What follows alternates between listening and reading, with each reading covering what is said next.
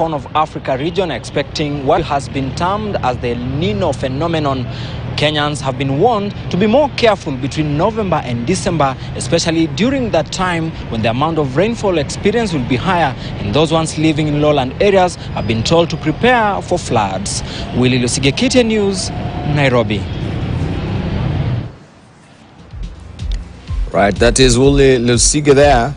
And of course, the El Nino warning. The writing is on the wall. How prepared are we? That is the prevalent question. And we want also to look at that as well as far as preparedness is concerned. But looking at the editorial cartoons today, this is what is in the Standard. The coup in Gabon. If the little Muridi may look at that, wait, I'm not supposed to break my father's record. This is how he's feeling the pinch being squeezed right now, and he's calling for Bunyasi Sakwa to make noise. Make noise. Well, what noise will you make about it? Just huh? They've done enough. They've done enough. Little Muridi, what noise? Enough damage. When people are tired, they're tired. You know, it's a good thing, or rather, perhaps the Kenyan, the political elite in Kenya is more adept, you know, with the talks and everything. Yeah. Because this is what happened. And, you know, the coup is, Gabon is only the latest installment. Mm-hmm. I mean, we had Niger the other day, Burkina Faso before that, Mali, even here, Sudan. So the reality is that populations are restive for many reasons. Mm-hmm.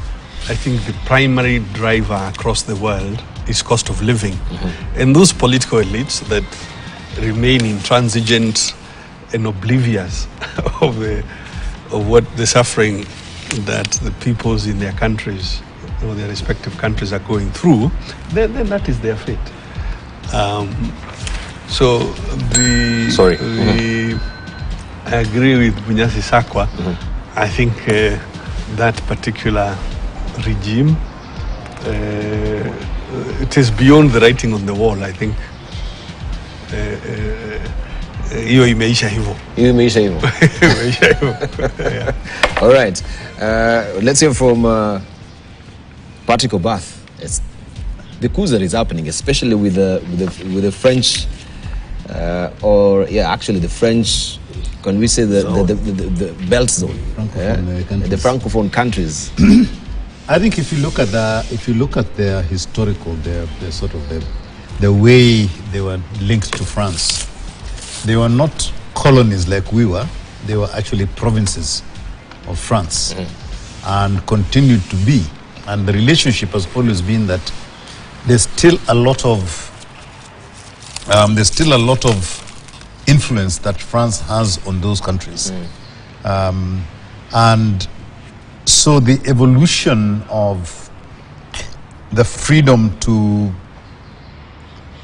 protest, to discuss, to associate, to do whatever it is, I think has been less speedy than for the countries that were colonized, as opposed to being provinces.